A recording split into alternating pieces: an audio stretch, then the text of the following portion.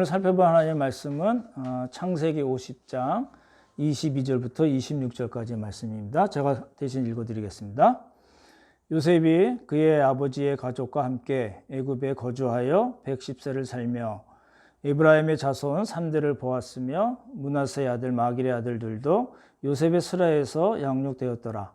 요셉이 그의 형제들에게 이르되 나는 죽을 것이나 하나님이 당신들을 돌보시고 당신들을 이 땅에서 인도하여 내사 아브라함과 이삭과 야곱에게 맹세하신 땅에 이르게 하시리라 하고, 요셉이 또 이스라엘 자손에게 맹세시켜 이르기를 하나님이 반드시 당신들을 돌보시리니 당신들은 여기서 내 해골을 메고 올라가겠다라 하였더라. 요셉이 110세의 죽음에 그들이 그의 몸에 향재료를 넣고 애굽에서 입관하였더라. 아멘. 예.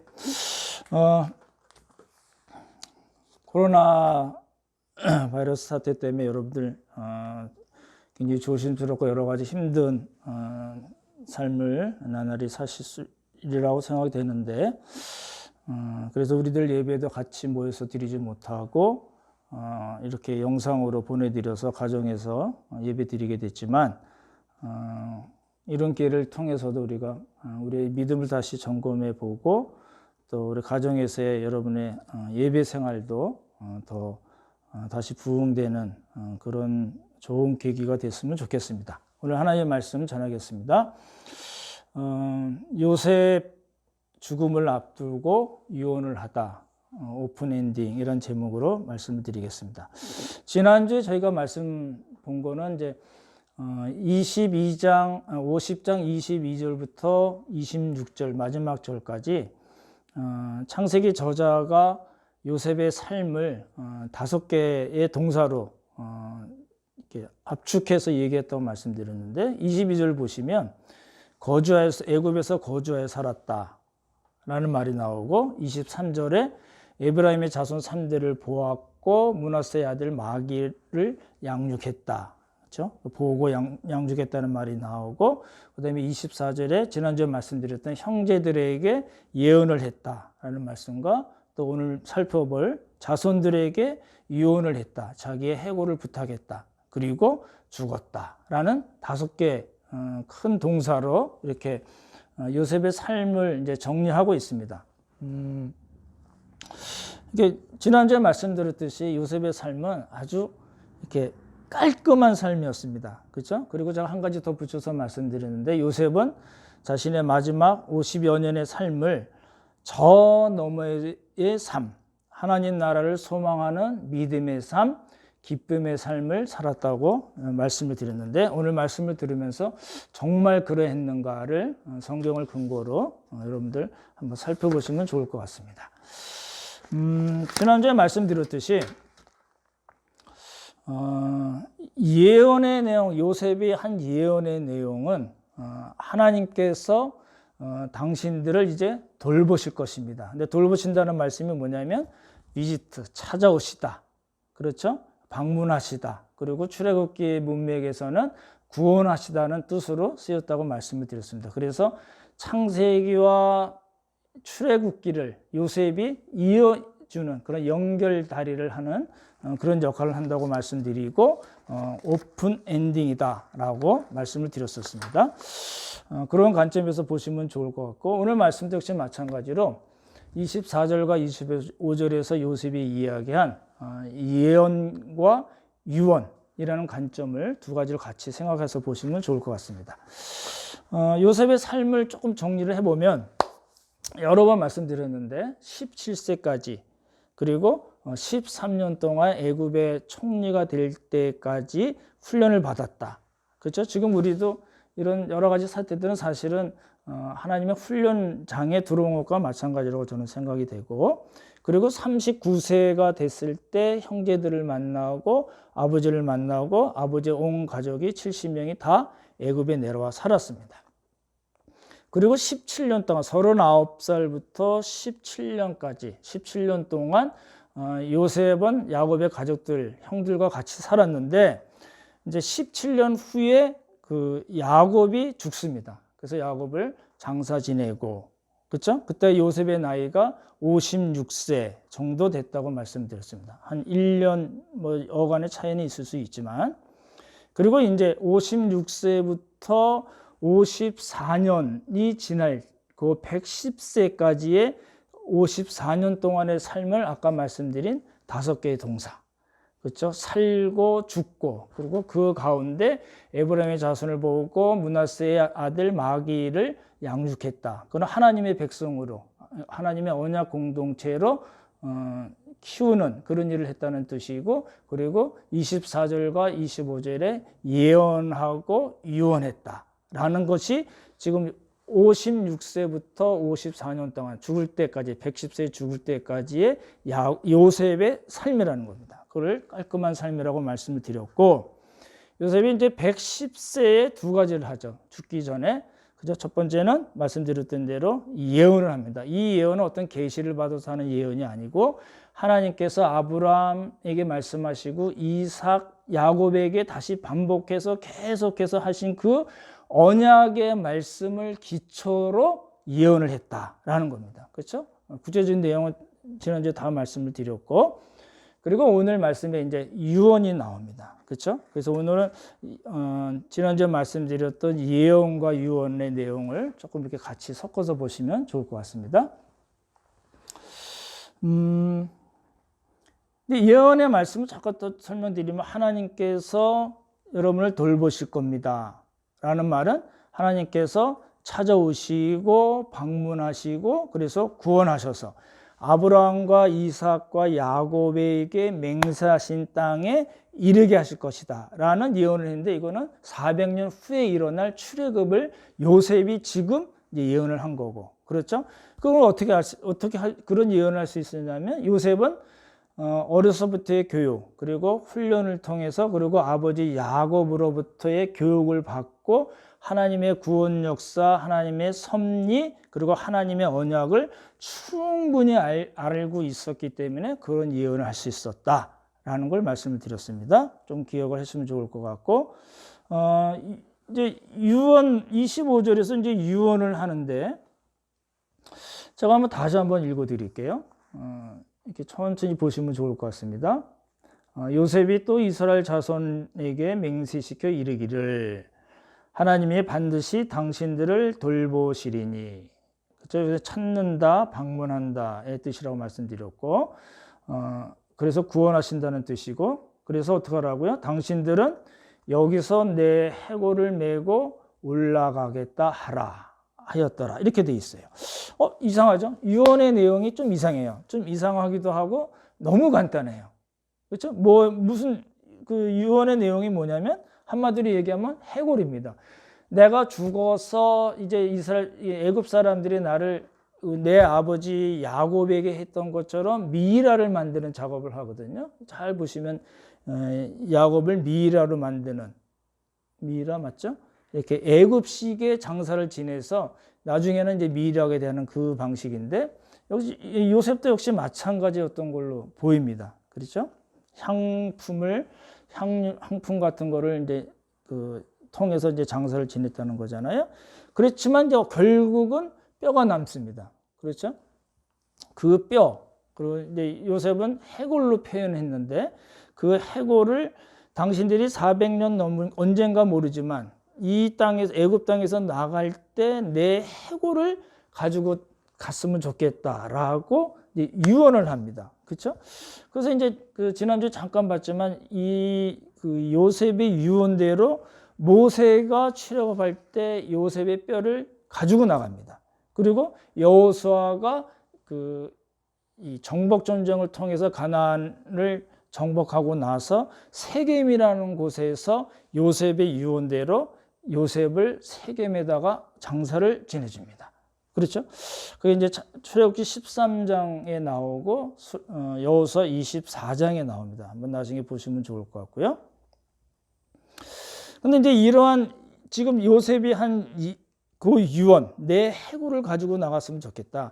당신들이 언젠가 출애굽을 할 텐데 그 출애굽할 때 내 해골을 가지고 나갔으면 좋겠다고 하는 그 유언이 야곱의 유언이랑 오버랩이 됩니다. 이제 창세기 47장을 한번 보시면 47장 29절에서 30절, 그리고 창세기 49장에 이제 이 야곱이 두 번 이제 그 유언을 하는데 그 장면에 나오는데 제가 한번 읽어 드릴게요.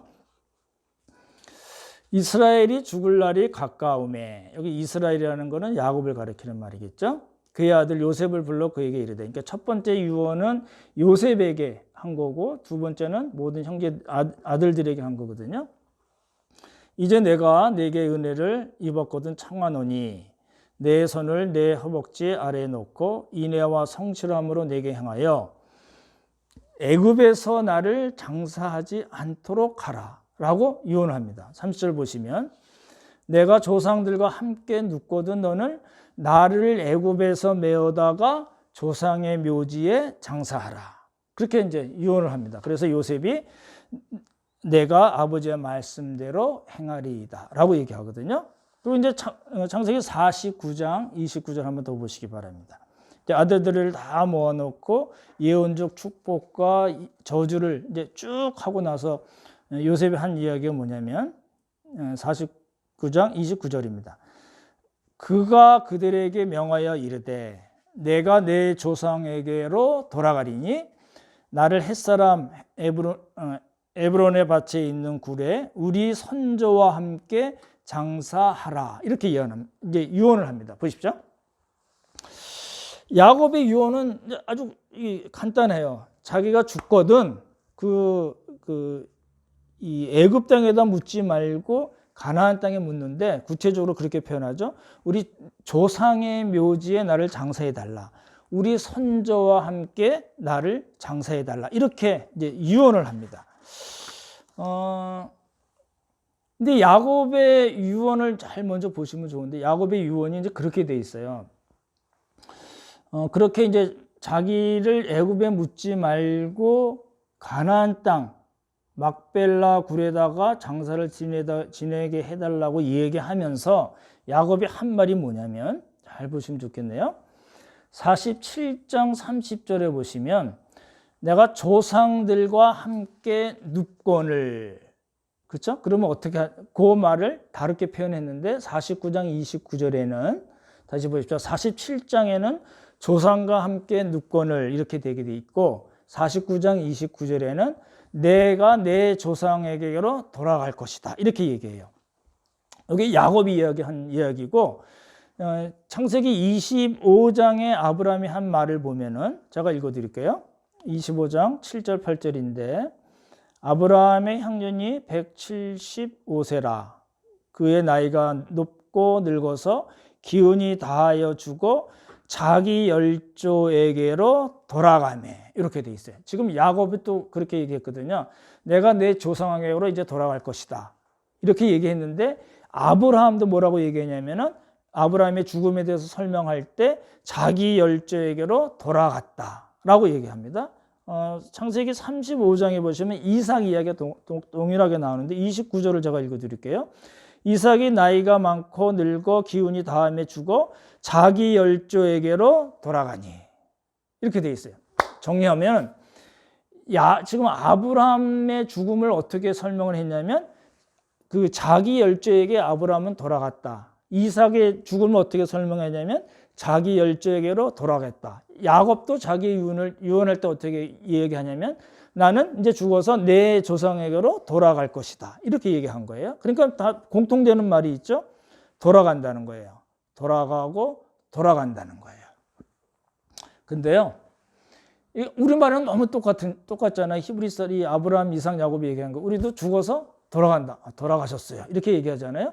근데 다른 말이에요. 무슨 말이냐면 이 야곱이 얘기할 때 그 49장 29절에서 내가 내 조상에게로 돌아간다는 말은 히브리어에는 우리가 생각하는 죽어서 돌아간다는 이런 개념이 아니에요. 무슨 뜻이냐면 그 히브리 말을 직역하면 나는 내 동족에게로 모아질 것입니다. 이렇게 되어 있어요. 되게 이상하죠? 우리가 알고 있는 우리가 죽어서 하나님 나라 가거나 그럴 때 저 사람 돌아가셨어요.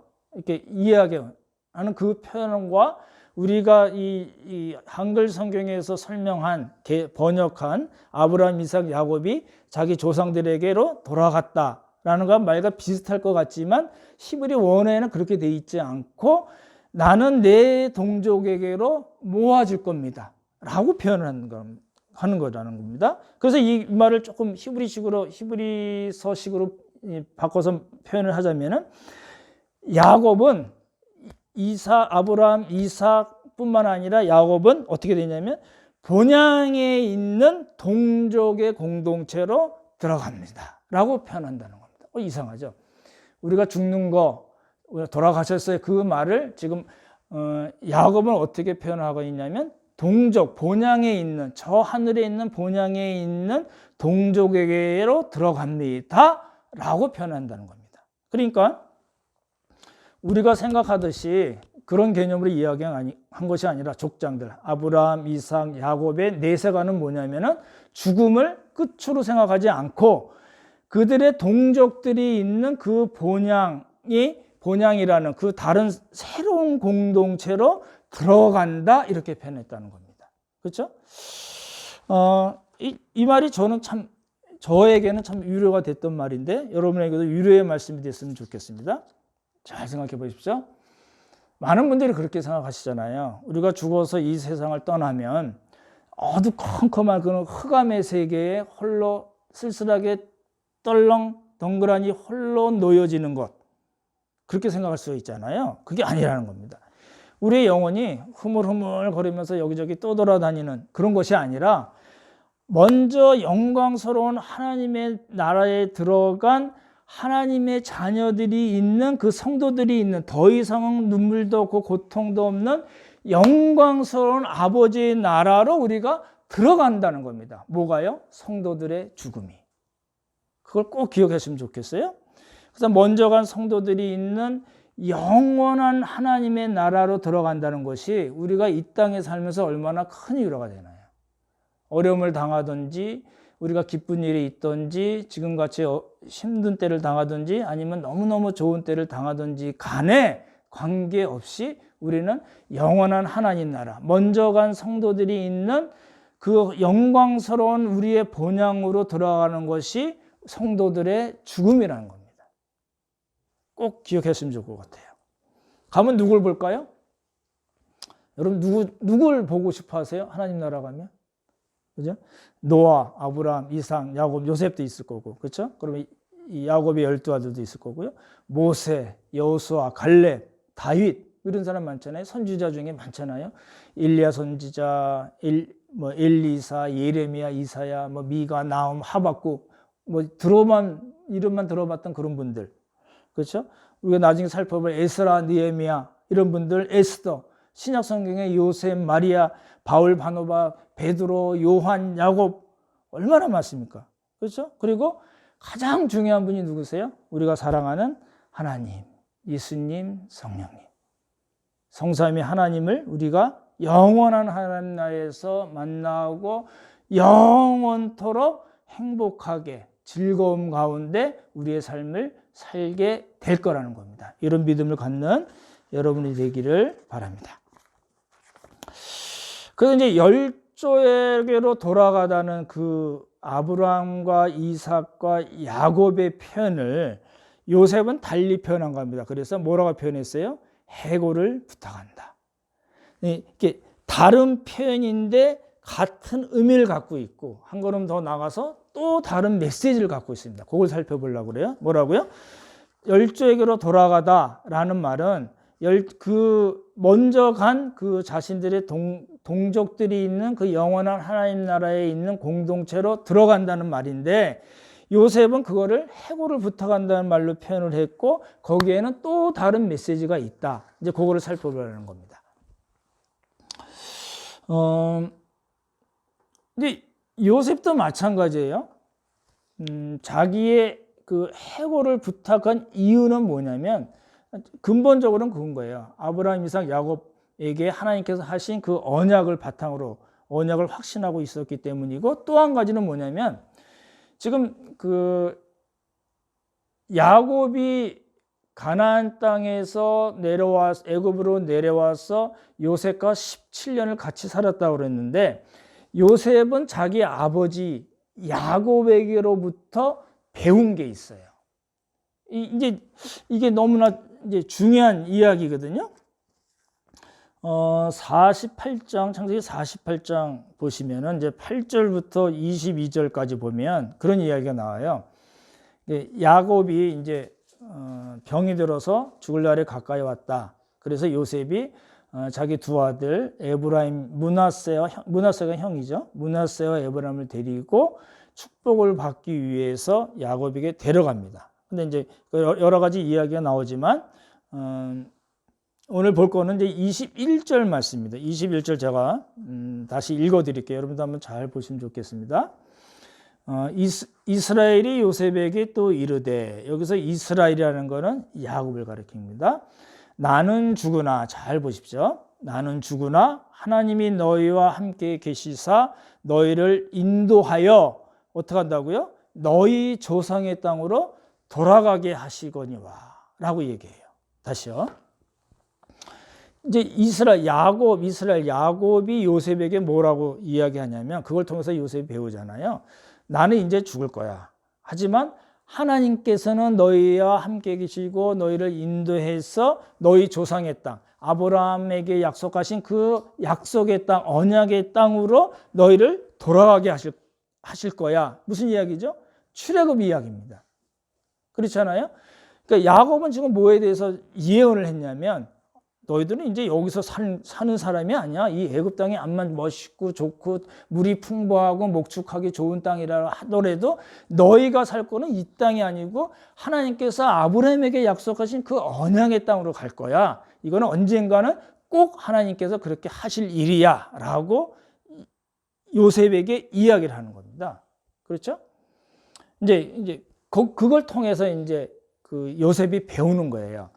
근데 이제 조금 어려운 게 한 가지 나오는데, 22절 보시면, 48장 22절 보시면 좀 어려운 해석이 나오는데 좀 설명을 드릴게요. 설명을 드리고 넘어가는 게 좋을 것 같습니다. 왜냐하면 이제 요셉이 죽어서 그 헤브론에 있는 막벨라 굴에 장사된 게 아니고 세겜 땅이라는 곳으로 거기에 이제 그 장사가 되거든요. 이제 세겜 땅은 예루살렘에서 한 65km 더 떨어져 북쪽으로 가 있고, 아브라함, 이삭, 야곱이 그 장사된 그 막벨라 굴이라는 거는 예루살렘에서 남쪽으로 27km 떨어진 거거든요. 그러니까 거의 한 90km 정도 차이가 나잖아요. 근데 이제 야곱이 되게 이상한 말을 해요. 22절 제가 읽어드리겠습니다. 내가 네게 내 형제보다 세겜 땅을 더 주었나니. 그러니까 이제 야곱이 요셉에게 플러스해 준 게 있어요. 뭐냐면 세겜 땅이에요. 그래서 이제 요셉을 세겜 땅에다 장사를 나중에 지내거든요. 근데 이제 그 다음에 말이 좀 어려운데, 이는 내가 내 칼과 활로 아모리 족속의 손에서 빼앗은 것이니라. 이게 어려운 말입니다. 지금 세겜 땅을 지금 야곱은 뭐라고 설명을 하냐면, 내가 아모리 족속, 그러니까 가나안 족속의 대표거든요. 그 가나안 족속의 대표인 아모리 족속에게서 내가 칼과 활로 그 사람들에게서 빼앗은 것이야. 이렇게 얘기해요. 되게 이상한 말입니다. 왜 이상한 말이냐면요, 야곱은 칼과 활로 그 아모리 족속 사람들에게, 세겜 땅의 사람들에게서 세겜 땅을 뺏은 적이 없습니다. 그러니까 되게 이상한 표현을 쓴 거예요. 근데 이제 더 이상한 거는 뭐냐면, 칼과 활로 뺏었다 할 때 그 빼앗다는 뜻이 뭐냐면은 미래형으로 쓰인 거, 이렇게 완료형으로 써버린 거예요, 이거를. 이게 좀 어려운 거예요. 그래서 더 어렵다는 겁니다. 근데 야곱은 세겜 땅에 있는 그 밭을 산 일이 있습니다. 하나님께서 하란에 있을 때 너 이제 베델로 가, 집으로 돌아가 라고 얘기할 때 베델로 바로 가지 않고 그 중간에 있는 세겜 땅에서 있다가 그 세겜 땅을 샀습니다. 돈을 주고 사거든요. 그리고 거기서 머물러 있으려고 그러다가 딸 디나 사건이 나는 바람에 베델로 다시 돌아가는 장면이 나오잖아요. 우리 야곱 때 말씀드린 건데, 그 세겜 땅을 산 거는 맞지만 야곱이 칼과 활로 그 사람들에게서 뺏은 적은 없어요. 근데 야곱은 그 세겜 땅 내가 옛날에 칼과 활로 아모리 족속들로부터 뺏은 거야. 이렇게 설명을 하거든요. 어렵죠. 이게 무슨 얘기냐면 약속의 땅, 하나님께서 언약의 땅, 약속의 땅으로 주신 그 땅을 하나님께서 너희들에게 주실 것이라는 것을 자기가 지금 믿음으로 당겨서 본 거를 이렇게 표현한 겁니다. 이게 좀 어렵죠. 이게 그러니까 어려운 거예요. 그러니까 야곱이 뭘 봤어요? 믿음의 눈으로, 믿음이라는 만원경으로 땡겨서 뭘 봤냐면 이 자기들의 그 후손들이 언젠가는 하나님께서 인도하셔서 아브라함과 이삭과 야곱에게 약속하신 그 약속의 땅으로 갈 텐데 어떻게 해서 그 땅을 차지하냐면 가나안 전쟁, 정복 전쟁이라는 것을 통해서 그 땅을 빼앗을 것을, 차지할 것을, 약속의 땅을 차지할 것을 믿음의 눈으로 봤다는 겁니다. 어려워요. 그래서 사실은 빼앗은 것이 미래형인데 이거는 너무나 확실한 일이기 때문에 완료형으로 써버린 거예요. 이거 좀 어렵습니다. 근데 이제 그렇게 야곱은 이야기를 한 거예요. 그러니까 중요한 건 뭐냐면 야곱은 지금 자기가 죽기 전에 아들 요셉에게 특별히 세겜 땅에 대해서 이야기하면서 그 땅, 세겜 땅으로 대표되는 그 가나안 땅은 하나님께서 약속해 주신 것이고 하나님께서 언젠가 너희를 인도해서 그 땅에 가게 하실 텐데 너희들은 칼과 활로 그 땅을 아모리 사람으로부터 정복해서 그 땅을 취하게 될 거야 라고 예언을 한 겁니다. 이게 이제 되게 어렵긴 하지만 너무나 중요한 이야기라는 거죠. 그걸 통해서 지금 요셉이 배운 거예요. 다시요. 요셉에게 있어서 아주 중요한 아주 큰 스승은 누구냐면 아버지 야곱이었어요. 그래서 이제 요셉이 자기가 죽기 전에 야곱이 했던 것과 아주 유사한 말을 또 하게 돼요. 이제 아까 말씀드렸던 대로 50년 넘게 지난 후에 유언을 하면서 예언을 하면서 똑같이 얘기해요. 그게 50장 24절이에요. 50장 24절 한번 제가 읽어드릴게요. 지금 요셉은 야곱의 예언과 유언을 통해서 배운 것을 50년이 지난 후에 이제 후손들에게 하는 이야기예요. 네, 그게 이제 창세기 50장 24절인데 제가 읽어드리겠습니다. 생각하시면서 보시면 좋겠네요. 요셉이 그의 형제들에게 이르되 나는 죽을 것이나 어디서 나왔는데요? 그렇죠? 야곱이 얘기했잖아요. 나는 죽으나. 근데 요셉이 뭐라고 그랬어요? 나는 죽을 것이나. 똑같아요. 이제 죽기 전에 한 이야기란 거고 하나님이 당신들을 돌보시고 무슨 뜻이죠? 방문하시다. 찾아오시다. 구원하시다. 그 얘기잖아요. 그렇죠? 근데 야곱도 똑같이 얘기했어요. 하나님이 너희를 인도하사 하나님이 너희들을 인도하실 것이라고 얘기한 거를 요셉은 뭐라고 얘기했어요? 하나님이 당신들을 찾아오시고 방문하시고 구원하실 것이다. 이렇게 얘기한 거예요. 그리고 아브라함과 이삭과 야곱에게 맹세하신 땅에 이르게 하실 것이다. 그 말을 야곱이 똑같이 했잖아요. 너희 조상의 땅으로 돌아가게 하실 것이다. 야곱이 요셉에게 그렇게 이야기한 거를 요셉은 지금 후손들에게 형제들에게 뭐라고 얘기하냐면 아브라함과 이삭과 야곱에게 맹세하신 땅, 그 약속의 땅으로 이르게 하실 것이다. 똑같아요. 두 가지를 쫙 비교해 보시면은 야곱이 한 이야기와 요셉이 한 이야기는 표현이 약간 다르지만 그 내용은 동일합니다. 죽는다. 하나님이 인도해서 너희들을 가나안 땅으로 가게 하실 것이다. 너희들이 이제 그 땅을 이제 차지하게 될 것이다라는 그런 뜻으로 쓰인 겁니다. 그래서 믿음의 정상에 서 있는 야곱이라는 고수에게서 요셉이 원포인트 레슨을 받은 겁니다. 기억하십시오. 그래서 하나님의 공동체에는 산전수전을 다 겪고 하나님을 경험하고 머리가 희끗희끗하고 걷기도 좀 불편하고 몸도 자주 아프고 그렇지만 믿음의 정상에 있는 분들로부터 우리가 배울 것이 있다는 겁니다. 그렇죠? 그런 일들이 많아졌으면 좋겠습니다.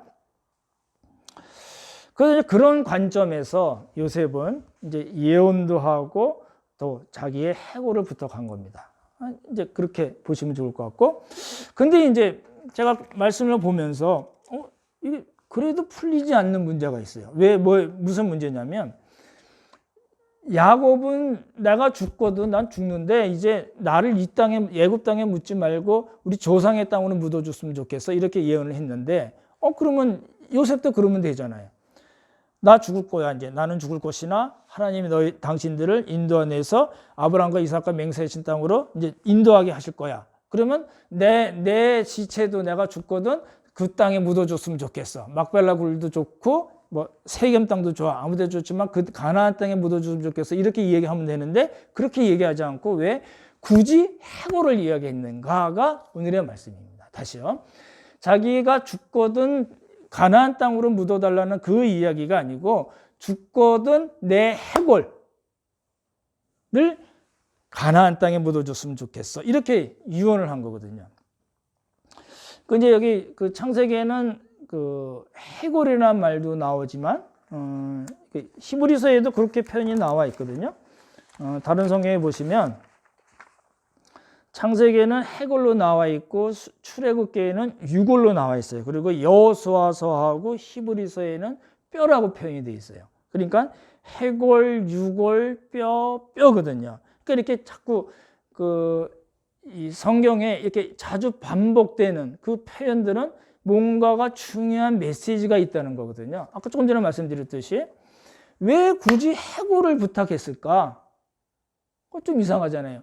나 죽거든 묻어줬으면 좋겠어. 그 얘기가 아니고 너희들이 나중에 하나님께서 아브라함과 이삭과 야곱에게 말씀하신 그 약속의 땅으로 나갈 때 출애굽하게 하실 때 기다렸다가 내 해골을 가지고 갔으면 좋겠어. 이렇게 얘기한 거예요. 왜 그랬을까요? 어떤 의도가 있는 유언일까요? 이제 이거 중요한 이야기라고 보거든요. 시간상 너무 복잡해서 네 가지로만 간단하게 줄여서 말씀드리면 그 얘기입니다.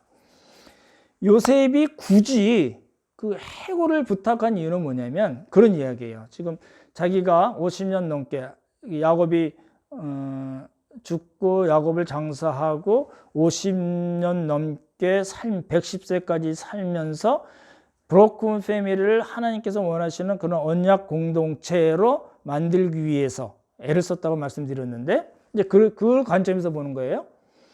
지금은 이제 너희들이 이 애굽이라는 이 좋은 땅에서 살고 있지만 영원히 여기서 살 땅이야. 여기는 영원히 살 땅이 아니고 언젠가는 돌아갈 땅이야. 그 돌아갈 땅은 하나님께서 약속하신 가나안 땅이야. 라는 걸 알게 해줌으로써 이 자기 후손들을 미리 준비를 시키는 그런 입장이 있고요. 그렇기 때문에 지금 이 애굽 땅에서 살면서 이 사람들이 지금은 많이 늘지 않았겠죠. 에브라임의 3대까지 봤다고 그랬겠지만 뭐 숫자로 따지면 아주 미미했을 텐데 너희들이 지금 온통 나가면 보는 사람들이 다 애굽 사람이고 그렇긴 하지만 너희들은 어떤 사람이냐면 구별된 사람이고 선택한 사람이고 하나님의 거룩한 백성이야 라는 걸 이야기하는 거예요. 그렇기 때문에 그들을 하고 섞여서 살지 말아야 돼 라는 뜻을 품고 있는 거예요. 뭐가요? 해골을 이야기한 이유가. 그러니까 요셉의 그 무덤을 보면서 이스라엘 백성들이 뭘 생각했으면 좋겠다고 요셉이 유언을 한 거냐면 너희들은 좀 다른 사람이야. 이 세상 사람들하고 섞여서 살아야 될 사람들이 아니야라는 걸 얘기합니다. 여기서 섞여서 산다는 거는 단순히 그 사람들과 거래를 하지 않고 분리돼서 살라고 이야기한 것이 아니라 우리들이 갖고 있는 역사관이라든지 세계관이라든지 가치관이라든지 신앙관은 저 세상으로 대표되는 애굽 사람들과는 전혀 질이 다른 사람들이야 우리는 라고 이야기하는 겁니다. 그러니까 뭘 이야기해요? 하나님의 언약 백성으로서의 정체성을 이야기하는 겁니다. 이 땅에 살고 있지만 여기는 우리가 영원히 살 땅이 아니고 우리들은 다른 사람이야. 우리의 정체성은 이런 거야 라고 이야기하는 겁니다. 뭘 통해서요? 자기의 죽음을 통해서. 그렇죠? 그렇기 때문에 이제 애굽에서 뿌리를 박고 살지 말고 언젠가는 떠날 준비를 하고 살아야 돼라고 이야기하는 겁니다. 지금 네 가지 말씀드린다고 그랬는데 요 이야기가 요 네 가지가요. 지금 우리가 이 땅에 살면서 어떻게 살아야 된다는 말씀과 딱 들어맞습니다. 비교하시면서 들으면 좋을 것 같아요. 그죠? 이 땅에 살고 있지만 우리 언제나 떠날 거야. 준비된 삶을 살아야 돼요. 그리고 우리는 어떤 사람인가를 알아야 되고, 그래서 우리는 이 땅에 뿌리박고 살 사람이 아니니까 언제든지 떠날 준비를 해야 되고, 그리고 지금 요셉, 야곱도 그렇고 아브라함, 이삭, 야곱, 요셉이 다 너무너무 중요시 여겼던 그 가나안 땅 역시 영원히 살 땅이 아니라는 거예요. 뭐예요? 그 가나안 땅에 비교도 안 되는 영원한 하나님 나라, 더 나은 본향이 있다는 거예요. 히브리서 11장에 나온 말씀이거든요. 그래서 이 가나안 땅이라는 거는 이 이스라엘 백성, 나중에 아주 많은 사람들이 이제 태어나서 이스라엘이라는 나라를 이루고 출애굽과 정복을 통해서 그 나라를 차지하게 될 거긴 하지만, 그 가나안 땅 역시 뭐냐면은 하나님의 백성들만이 갖고 있는 영원한 하나님 나라, 영원한 안식처, 더 나은 본향의 모형일 뿐이야 라는 걸 이야기하는 겁니다. 그걸 이야기하기 위해서 요셉은 자기가 죽었을 때 나 여기다 묻지 말고 가나안 땅에 묻어줘, 그렇게 이야기하지 않고 내 해골을 너희들이 가지고 나왔으면 좋겠어 라고 이야기한 겁니다. 그러니까 이스라엘 사람들이, 이스라엘 후손들이 요셉의 무덤을 보면서 나중에 요셉의 해골을 가지고 나가면서 뭘 깨달았으면 좋겠냐면 이 네 가지. 이 땅은 우리가 영원히 살 땅이 아니고 우리는 다른 사람이야. 준비하고 살아야 돼. 그리고 그뿐만 아니라 우리는 더 나은 본향, 영원한 하나님 나라를 소망하면서 사는 사람이야 라는 거를 이야기하기 위해서 이런 유언을 했다는 겁니다. 이제 설교를 준비하면서 그런 생각이 들었어요. 그런 말이 어디 있어? 그러실 것 같은 생각이 들었어요. 왜냐하면 우리가 요셉에 대해서 들었던 이야기는 꿈의 사람이다, 믿음의 사람이다, 고난 당할 때 열심히 기도해서 그 고난을 잘 이겨내고 결국은 애굽의 총리가 됐다는 이런 관점에서 그런 그 테두리 안에서 성경을 계속 보고 들었기 때문에 지금 해고를 부탁한 이유가 이런 네 가지 이유가 있다고 얘기하면 잘 안 들으실 수 있겠다 싶은 생각도 들어요. 근데 이제 제가 그렇게 본 겁니다. 요셉의 유언을 이렇게 본 그런 성경적인 근거가 있다는 거예요. 이제 오늘 그걸 말씀을 드리고 다음 주, 그 다음 주에 이제 믿음에 대한 이야기를 계속 말씀드릴 건데, 히브리서를 한번 찾아보시기 바랍니다. 히브리서 11장 9절에서 10절 나오는데 그걸 먼저 보시면 좋을 것 같아요. 이제 히브리서 11장이 굉장히 이제 우리가 많이 듣긴 했지만 해석하기 좀 어려운 장이거든요. 조금 이렇게 시간이 걸리지만 조금 설명을 드릴게요. 11장 9절에서 10절을 보면 제가 읽어드리겠습니다. 믿음으로 그가, 여기는 그라는 거는 아브라함을 가르칩니다. 그가 아브라함이 이방의 땅에 있는 것 같이 약속의 땅에 거류하여, 그렇죠? 약속의 땅은 가나안 땅이겠죠. 동일한 약속을 유업으로 함께 받은 이삭 및 야곱과 더불어 장막에 거하였으니. 뭐라고 얘기하냐면요, 히브리서 기자는 이삭과 야곱을 뭐라고 설명하냐면 그 앞에 말이잖아요. 아브라함과 동일한 약속을 유업으로 함께 받은 그런 이삭과 야곱이라는 뜻인데, 그 아브라함은 이러한 이삭과 야곱과 더불어서 어디에 살았어요? 장막에 거했다고 그랬어요. 그 이유가 뭐냐면 이는 나와 있죠. 그가 하나님이 계획하시고 지으실 터가 있는 성을 바랐음이라, 이렇게 돼 있어요. 이제 많이 읽으셨을 텐데 진짜 요 말씀이 무슨 뜻인가는 우리가 잘 안 살펴본 거 있는데 조금 설명을 드릴게요. 지금 아브라함의 믿음에 대해서 설명하는 거예요. 히브리서 기자가 성령의 감동으로 아브라함의 믿음, 이삭, 야곱, 요셉의 믿음을 다시 설명하는 거예요. 그 이야기인데 첫 번째가 아브라함의 믿음인데, 아브라함이 이삭과 야곱과 더불어서 같이 약속을 받았어요. 아브라함뿐만 아니라 이삭, 야곱도 장막 생활을 했는데 바랬던 것이 있어요. 바랬던 것이 있는데 요 보시면은 요 바랐음이라 10절 맨 끝에 바랐음이라고 요게 된 거는 미완료 시제예요. 미완료 시제 몇 번 말씀드렸잖아요. 계속해서 끊임없이 바랬던 거라는 뜻이고, 그렇죠? 그게 뭐냐면 하나님께서 계획하시고 지으신 성을 계속해서 바랬다. 누가요? 아브라함과 이삭과 야곱이. 다시요. 근데 이 말이 어렵죠? 하나님께서 계획하시고 지으신 성이라는 것은 무슨 뜻이냐면, 원어로 보면은 하나님께서 설계하시고 하나님께서 건축하신 성이라는 뜻이에요. 다시요.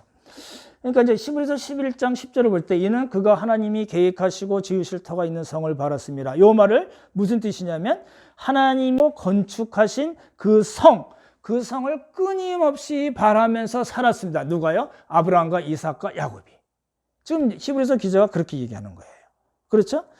그래서 아브라함이 믿음의 조상이고 믿음의 사람입니다 라고 이야기하면서 이 아브라함과 함께 동일한 약속을 받은 이삭과 야곱도 역시 아브라함과 동일하게 나그네와 같이 살면서 끊임없이 바랬던 것이 있는데, 그건 뭐냐면 하나님께서 설계하시고 하나님께서 건축하신 저 멀리에 있는 가나안 땅이 아닌 저 본향, 더 나은 본향에 있는 그 하나님 나라 성을 바라보고 살았습니다 라는 이야기입니다.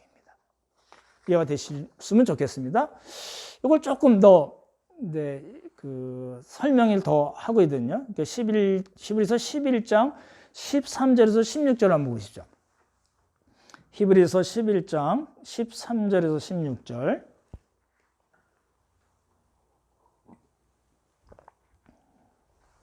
제가 읽어드리겠습니다.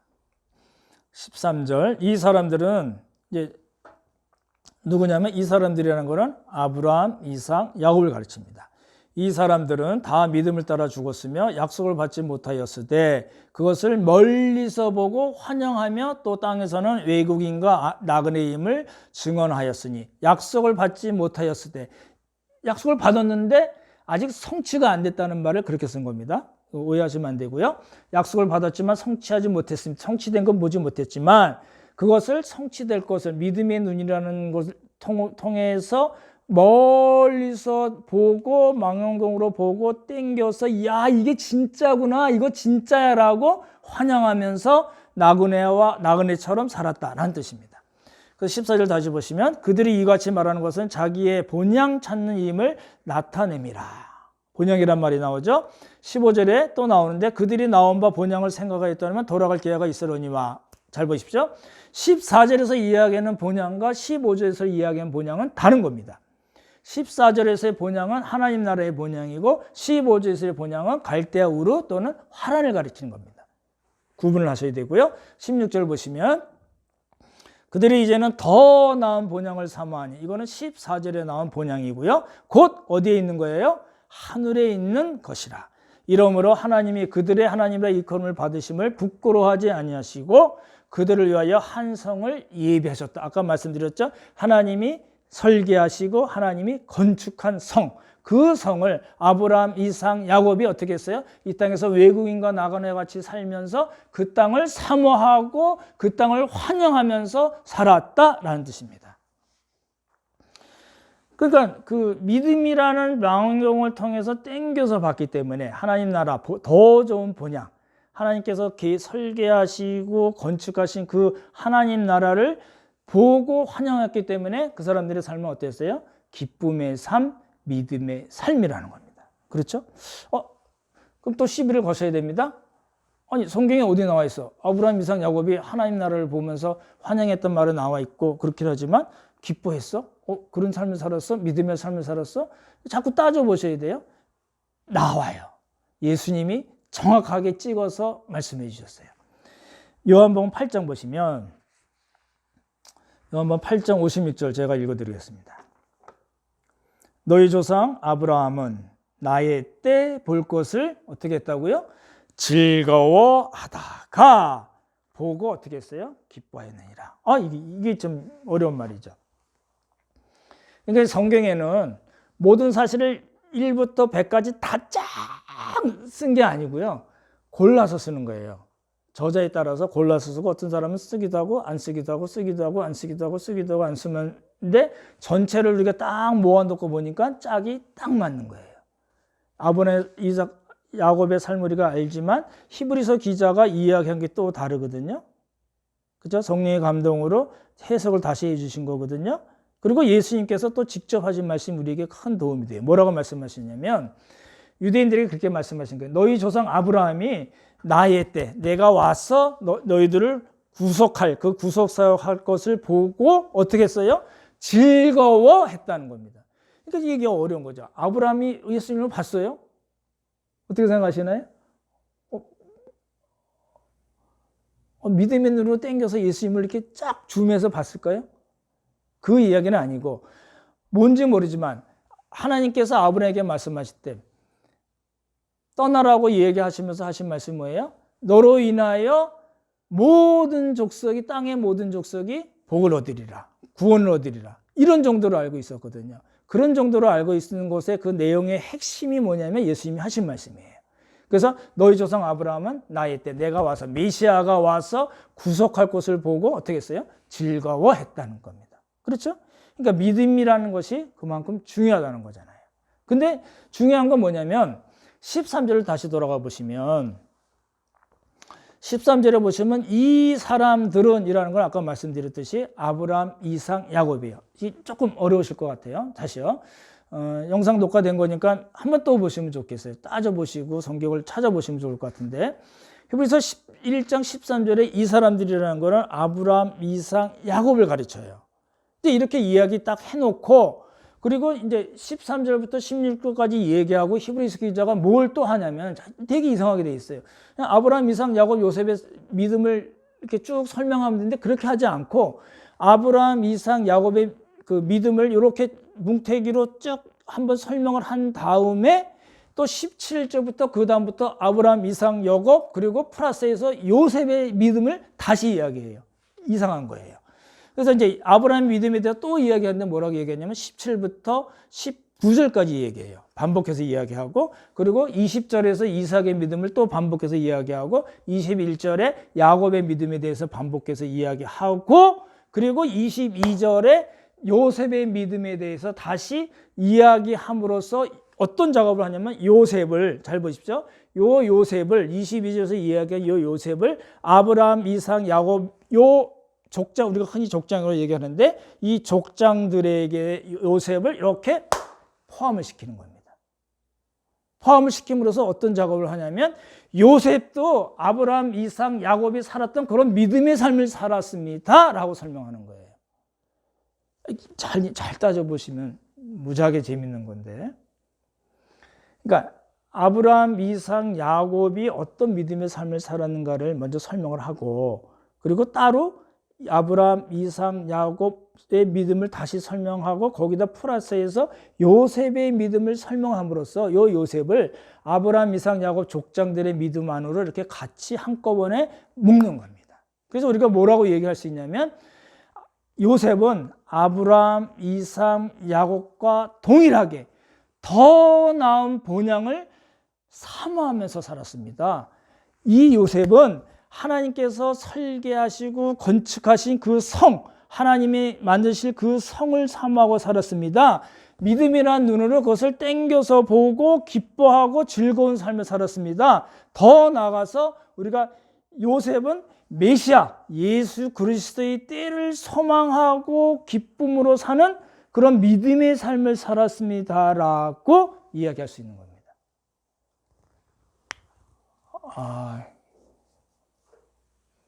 이 성경 공부 통해서 이렇게 묻고 설명하고 성경 찾아서 다시 확인하고 그래야 되는데 영상으로만 이제 설교를 드려서 그렇게는 하실 텐데 한번 다시 듣고 이렇게 성경을 잘 찾아보시고 그래? 정말 그랬어?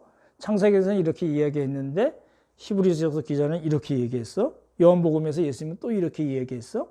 그거를 이렇게 잘 따져보시면 지금 말씀드린 내용을 이제 이해하실 수 있으리라고 생각이 됩니다. 오늘 말씀을 정리하겠습니다.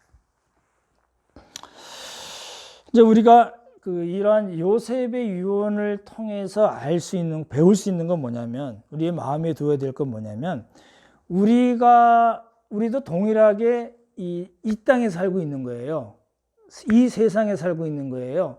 요셉과 동일하게 애굽, 살고 있는 것과 마찬가지지만 우리가 마음에 둬야 될 건 뭐예요? 가나안 땅이라는 거예요.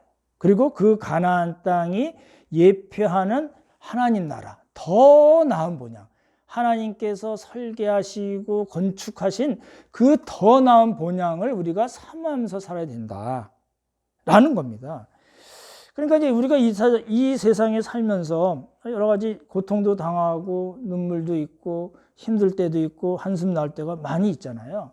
그럴 때라 하더라도 우리에게 주어진 건 이 땅 그것이 다가 아니고 뭐가 있어요? 영원한 하나님 나라가 있다는 겁니다. 더 나은 본향. 그죠? 더 나은 나라가 있다는 거예요.